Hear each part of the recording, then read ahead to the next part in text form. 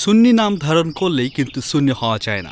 নামের পিছনে বড় বড় লকব লাগালাম, সুন্দর সুন্দর লকব লাগালাম, কিন্তু আমার কাজ কাদের মতো? মুশরিকদের মতো। আমি কি করলাম? মাজারে গিয়ে সিজদা করলাম।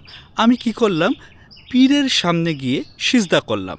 তাহলে কিন্তু আমি মুশরিকই রয়ে গেলাম। আমি কিন্তু প্রকৃত মুসলমান হতে পারলাম না।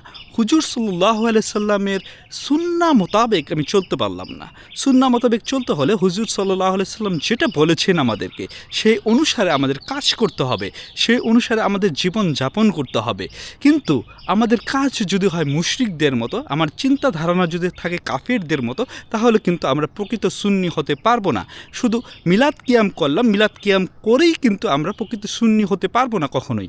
কিন্তু আমাদের জীবনযাপন, আমাদের জীবন চরিত, সেগুলো কিন্তু উত্তম হতে হবে।